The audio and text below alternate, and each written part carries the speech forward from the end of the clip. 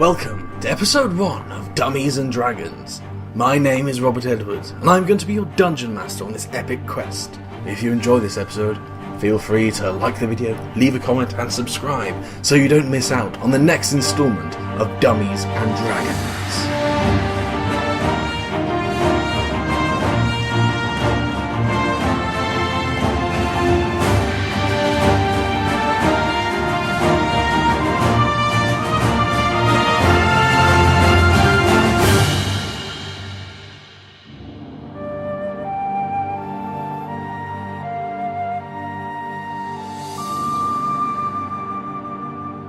Hello and welcome to Roguelike Does D&D, or as we're titling it, Dummies and Dragons. Together I am joined by 3 Dungeons and Dragons noobs, let's call us. We're all a bit new to this whole thing, but we really want to give it a go. So I'm of course joined by, first off, Kevin. Hey. Matthew. Hello. And Phil. Hiya. Right, now we spent the last week or so gathering character sheets, learning the basics of the game. Well, I say the basics, the very, very basics. So, first off, let's all introduce our characters. So, let's go in the order we started with. Kevin, would you like to go first? Sure. My character's name is Ander Darkwood, who is a human paladin. His background is he's a soldier, but he used to be a noble. The Darkwoods were a noble family with an island estate. While Ander was on a mission off the island, his father was mining around underneath the estate and found a door which, when opened, unleashed countless abominations and an eldritch horror upon the island. There were no survivors. So Ander is now off in the world on his own without his family's name or money. And then he heard from the god Paladine, who spoke directly to him to become a paladin and find the strength to return to his ancestral home and banish the abomination that now resides there. Splendid. And Matt? I am playing... Sorry, hang on. Get into character.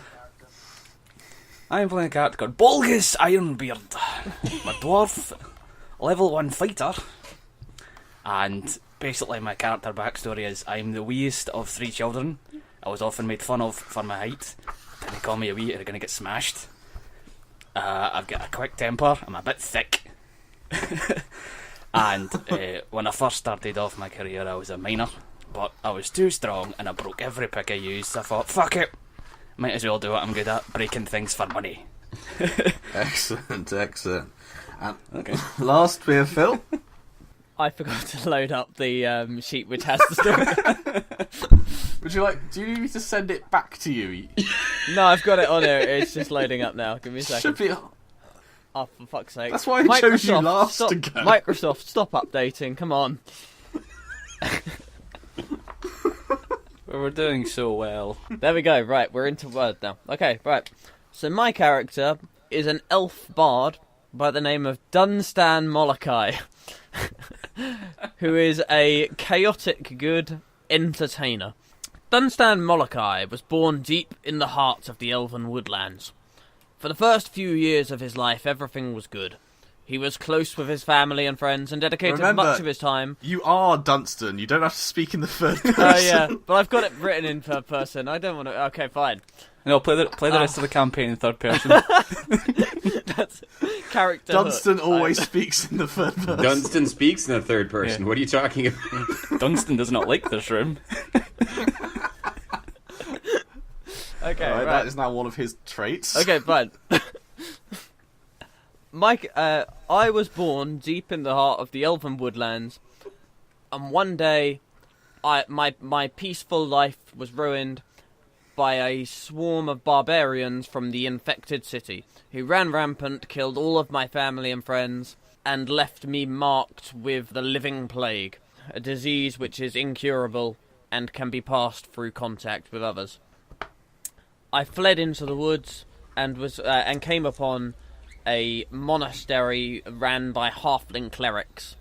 The clerics took pity on me, and they kept me there, and they let me earn my keep by performing with the lute, and 10 years later, I accidentally infected one of them with the plague. I covered myself from head to toe with a mask and gloves and everything, so none of my flesh was exposed.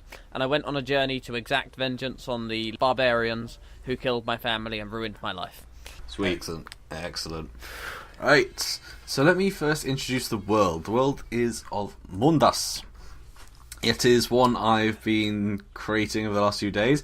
Think of it very much as Tolkien Light, with elements from a lot of other stuff.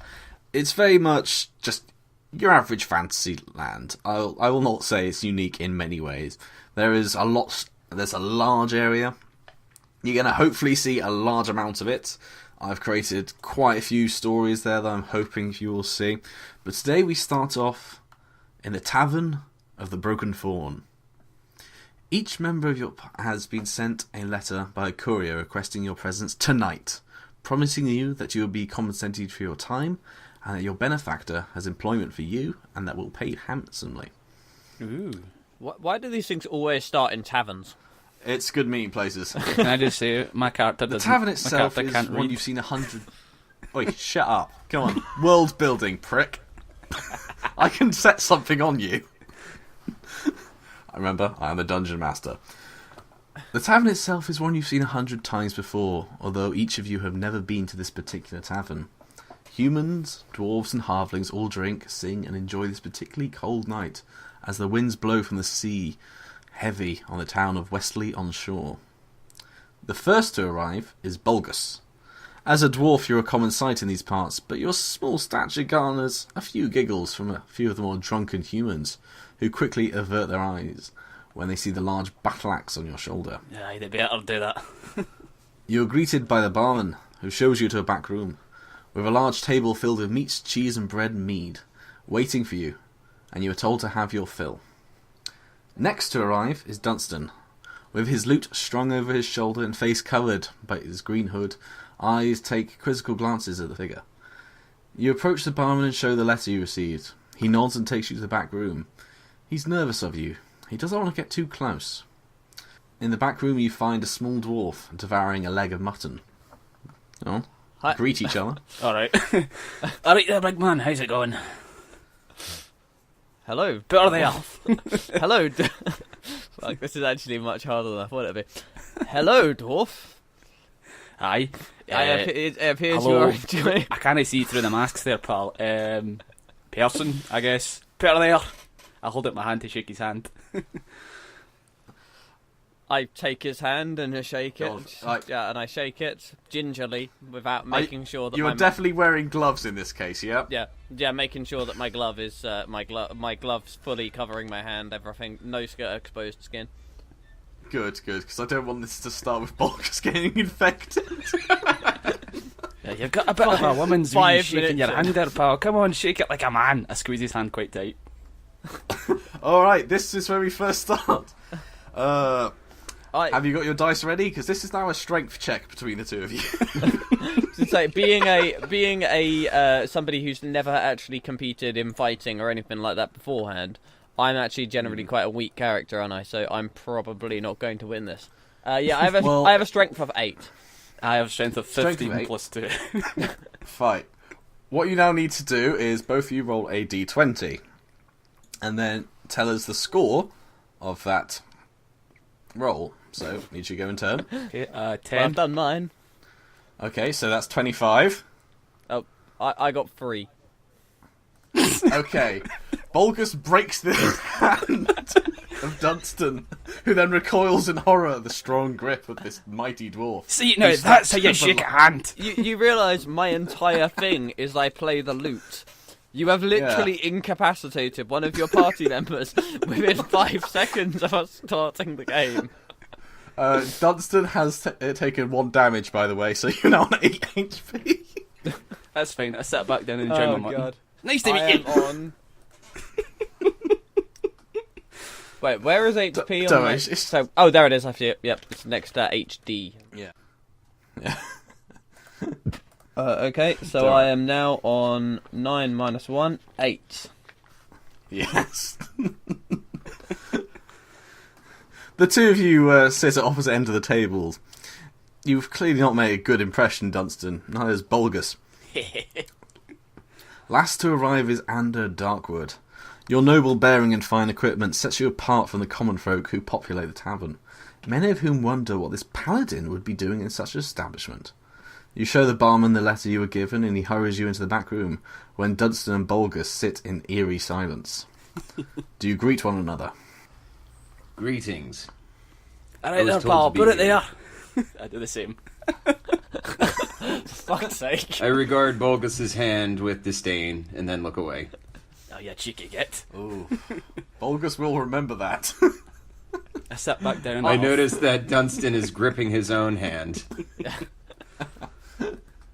I offer to play a lute song to celebrate the fact that we have all arrived and have been joined together. But unfortunately, I've got one hand missing, so all I can do is sort of one-handedly just pick the strings and try my best to sound impressive. I walk over to Dunstan and I take his hand and use lay on hands. What does that do? Right. Seeing that your friend, this possible friend, is hurt, you go over to him and hold his gloved hand. You recite a small prayer, and his hand miraculously feels better, and he goes back up to 9 HP. Fuck yeah. Now, since we're level I 1... celebrate by playing a lute solo. Now, if you're to do this, then we just need to make sure we get... Okay, you're going to have to roll a D10, please. Roll a D10. I got 1. You got 1. Well, that plus your performance skill is already at 3, and the lute solo that Dunstan plays is shoddy, to say the best. I stand up and start applauding. Well played, laddie. That was actually no bad. Was that jazz? Bulgus and Ander sit in silence at this awful recital. You're becoming quite worried of why you've been brought together with this clearly inept bard. I look longingly at the door. I like to imagine while this is playing out, I'm just sitting there picking my teeth with my battle axe. After eternity of Dunstan's entire poor playing, as the wind and rain crash against the window, you hear some noise outside the door, and through comes a drunken man, a jug in his hand full of mead. He looks at the food. He's famished. Oi! You said there was no beef left! He yells to the barman, who comes hurrying in beside the drunk, trying to persuade him to go back into the main hall. Why has this fat little dwarf got all the food? I've got money. Why can't I have some? He reaches into his pocket and pulls out a fistful of silver and copper coins. Get me some of that mutton, you little pig. He advances on Bulgus, who sat at the head of the table. I punch him. He's clearly quite threatening to you, Bulgus. What do you do? I punch him. You punch him. I feel like that's going to be the answer to a lot of questions. Yeah. Can I ask you to roll a d20, please? D20. 15. You've killed him. I like to imagine I'm standing above him. I'll look down and say, "Nobody touches Bulgus's beef." Yeah. The commoner crumples to the ground. You've clearly broken quite a few ribs, and he's dead before his head hits the floor. The barman looks in shock, but he knows who his employer is, so he closes the door, and you are left with a dead body. Yep. Never mind. I take no action. Combat is done. You've killed the man, you monsters. You did see, though, that he had quite a bit of money in his pockets, so... Okay, I go through his pockets. Bulgus rifles through the man's pockets and gets 5 silver and 10 coppers. I feel like my Awesome. character will be somewhat against this, being, you know, a man of vague sense of religion. So, Yeah, you judge this living shit out of this man you've Okay. met. This dwarf. This me psychotic and Volga dwarf. not getting on well so far. Like, this. A few moments after Bulkus has finished rifling through the dead man's pockets, a human man enters in a dark cloak, closing the door behind him. He sees the body on the floor and sighs. He walks to the window and gives a sharp whistle. You hear the sound of a cart pulling close to the window, and he turns to you. Would any of you lend me some assistance? Any of you? I ask what? In doing what? He says to dispose of this, of course. He gestures. It was like that when we got here. I lie. Yeah. So, does Bulgus, are you going to help? Yeah, sure. Why not? I mean, it's your mess. Seeing that no one is exactly desperate to help him, he picks up the body in two arms and throws it out the window, where you hear it land on some hay. He whistles again, and a cart goes and pulls away, taking the body into the night. He says, that would have been easier with a little assistance. You've clearly not made a good first impression to your employer. I ask why you called us here. That I am about to start, my good friend Ander. You've all made yourself quite at home here, I see. Forgive me, I've yet to introduce myself. I will soon be your employer. Forgive the lack of titles and formalities. No doubt you could assume correctly that I am a man of noble birth, but this is all you need to know for the time being. Needless to say, I have considerable means at my back. Means which will soon be at your back, if you like the bargain we four shall soon strike. He gestures for you each to sit. My business dealings on this island are numerous and range from simple shipping of produce and crafts to things of more sensitive in nature.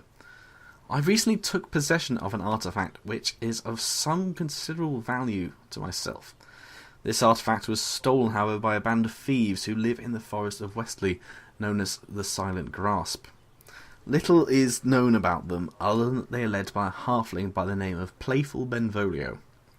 Benvolio has occasionally been an issue for me before, but we have settled our differences amicably. This time, however, he has gone too far, and I must take a new course of action. So, I called for each of you. Bulgus, Ander, Dunstan, I ask you to travel across the island, meet with a contact of mine by the name of Caius. Once with Caius, you shall venture close to the Silent Grasp's hideout, eliminate Benvolio in the way that you see fit, and retrieve my artifact. Upon receiving the artifact, you'll each be paid handsomely, both in coin and something a little more personal to each of you. What do you say? I ask, are we allowed to know more about this artifact? At the moment, I do not feel that it would be important for you to know. Needless to say, it is of great value, but only great value to myself and a few select others. It will do you no good on the black market to sell by yourself. Are you going to provide us with any equipment? Because aside from Agnes here, and I pat my battle axe, we've not really got much to start with.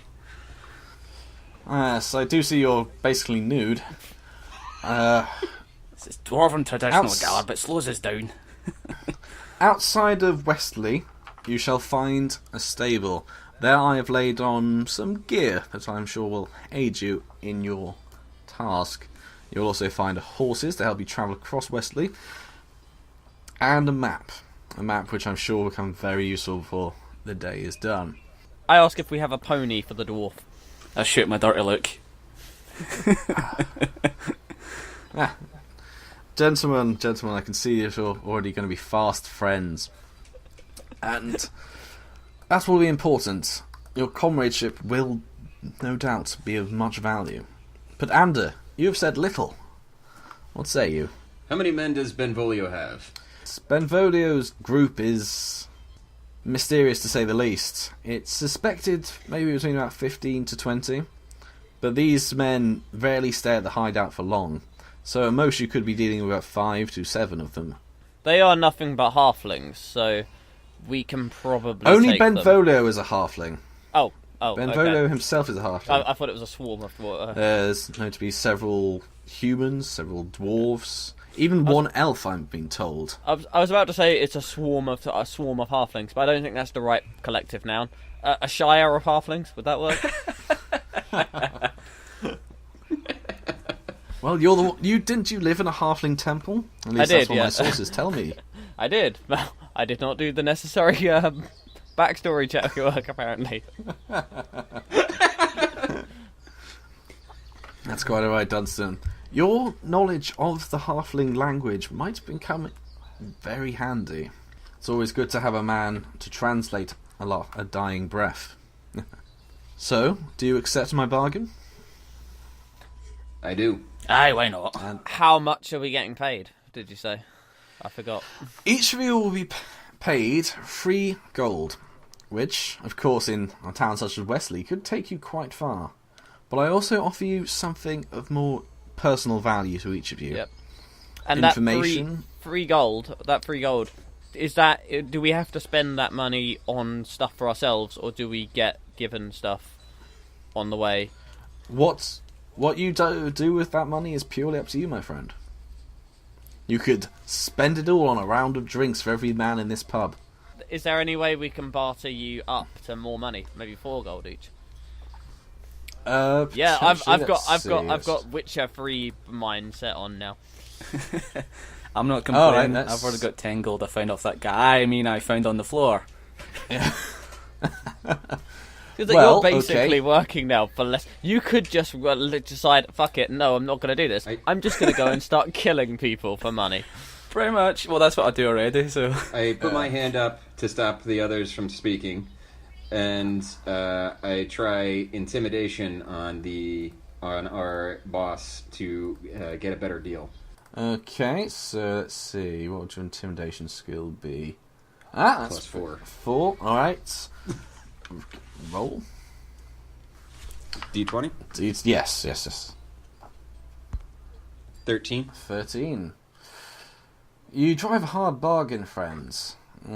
I believe if we can agree on a timely resolution of this, I can up the price to 5 gold per man. And, of course, you get to keep all the equipment and the horses that I offer you at the start. How does this strike you now? I'm happier with the deal now, yeah? I try Good. and ask for a little bit more by lying. Listen, pal, I am nothing but a poor dwarf. I have nothing to my name. I could see the gold that you took from this dead man in your pocket. I found this on the floor. Don't play me for a fool. These are Mr. chocolate Dwarf. coins. Treats for children. Look! Eat one. I bite one. That didn't taste very good, did it? And you've now lost 1 gold. No, it's just it's crunchy chocolate. Or he's got 2 halves of gold. Can I roll to lie? Yeah. That is... You now just have a broken coin in your possession. Well, I have arranged for lodgings in this tavern. So each of you is more than welcome to stay here and rest, and in the morning you'll be shown to the stables by this friendly barman outside, and from there you follow the road west. The east. If you follow it west, you go into the sea. I say we get started. Eager. But the storm outside is raging, and you will not get far in these conditions. Take the night. Is there an option for us to have a drink maybe together as a group before we, in the evening, so we can talk and get to know each other a little bit more before we go to bed? One thing, I have no money, so these guys are gonna have to buy my drinks. I have laid on all the refreshments and food that you could possibly want for the evening. I've just realised a flaw in my character. I'm wearing a mask all the time, which means I cannot eat or drink anything in front of anybody else, because my character can't remove the mask. You could use a straw. You also go in a separate room. Yeah, so I can't eat or drink with everyone else. So I'm basically going to have to sit there like some kind of, like, Mormon while the other 2 are drinking and eating, and I'm just going to be like, yeah, it's fine. I'll, Well, I think in case, like, dwarves actually have quite a resilience to the living plague of Mordus, and paladins are naturally safe from such abominations. So I think you can eat and drink in the company of a dwarf and a paladin. Yeah, just don't touch them is basically the. But then there's the thing: Don't. I could infect a surface that I'm sitting on, etc., etc., and then I could pass it on to one of the people living in the town, and then I could like destroy a town by infecting one person. They infect somebody else. They infect somebody else. So it's a big risk for me. That's something you're gonna have to work around, mate. Yeah. Dunstan is basically the monkey from Outbreak. Yeah. Yes. That's for such commitment to knowing how your character cannot interact with the world. I'd like to award Phil 1 inspiration point, which. Hold on. Now, in inspiration, Phil, is if, say, you get a really bad roll, say you roll a 1, with 1 inspiration, I'm allowing you to then do another roll, and say if you get 15, you can then take the results of the higher roll instead, but that spends that inspiration point. So it's a do-over it's a do-over for a roll, basically. Pretty much. And it can be awarded for good role playing, good teamwork, all that sort of stuff. It's really up to me. All right, gentlemen, I will now bid you good night. I hope to see you within the week with successful results, of course. Adieu, good sir. Please. Aye. Good night, sir. Cheerio. You are too kind. I'm really having trouble figuring out how my character actually talks. I'm going to work this out at some point. At the moment, he's just me. I'm gonna. Yeah, don't worry. You'll get into the character, but don't worry, it will happen. To be fair, mine's is just me as well, but for like a slightly broader accent. It's just a more aggressive, Matt. Yeah. So the gentleman leaves. Now, what will you do? So I since we're stay about up in the bar drinking. to have a night of rest, just out of paranoia, I use divine sense. Ah, interesting. If I just remember what divine sense does. Sorry. Divine sense. Basically, it's a check for fiends, undead, or celestials. You sense no fiends or undead or celestials in the area, but you do feel uneasy around Dunstan. Something about him feels off. That is probably a side effect of his living plague. So is his living plague going to be throwing off my divine sense, possibly? Possibly, but you must always be aware that whenever you're within 60 feet of Dunstan, you'll sense something. Okay. Okay. And so you drink. Bolgus tells many dirty jokes, Ando laughs, and Dunstan tries to play their lute once again. Do you want to go for another roll? Yes, but first of all, what I'm going to do is I'm going to use sleight of hand, and I'm going to try and steal I'm going to try and pickpocket money from somebody else in the bar, so that I can get some get a drink first. So I'm going to have a drink. You've already got everything paid for. Oh yeah, shit, I forgot about that. Okay. Too late. You're going out there to mug people. Fuck it, yeah. I want to slips try out my abilities. into the crowds. Dunstan slips out into the crowd, loot over his shoulder. He works his way through the crowd, piece by piece. All right, roll a d20. D20. 8. 8 plus the 2. That means you get. Did you get 6, or do you roll an 8 on your dice? I got 8. I got 8 on the dice. Okay. As he works his way through the crowd, he notices a ripe mark. There's a coin purse hanging just below the belt. He approaches subtly, and from behind, he deftly picks off the purse and puts it into his own cloak. He keeps walking through the crowd. No one has noticed what he's done. He now has 2 gold pieces. When Phil does this, I like to walk over and pat on the back going, "Oh, well done, laddie, that was pretty nifty." The crowd looks over. What was nifty, mate? Oh, just nothing. It was a wee card trick to show me. I lie. I furiously rub my temples. Perception check, Matt. What am I rolling? Let's go for d20s on all checks and skills and stuff. 15. Hello. Oh, wait a minute. No, I've got a deck of cards in my inventory, if I remember. Hang on. Are you just going to hand me the cards and leave me high and dry right now? Yes. Please do that. Right, so I get And the cards. Bulgus- I'm going to have to use sleight of hand again and hope that I can magically... It's another sleight of hand check, Phil. Yeah. D20 time. So D20 again. 7. So 7 on its own. No modifier. Phil, look, Dunstan remembers a trick that the halflings at the temple once taught him. He doesn't perform it expertly, but he still does it well enough that a few of the more gullible onlookers are happy. They say, do it again, but you bring your performance to an end. I offer to play a lute solo instead. They wave you up to the stage. You draw your lute and begin to play. Performance check. So D20 again. Yep. 16. 16. Excellent. You redeem your performance from earlier by smashing out one hell of a fucking solo. Everyone up there is enraptured by your performance. Some even start tossing coins onto the stage, which Bulgus then takes up in a hat and begins collecting for you. I like to think the hat is one of those little horned Viking ones.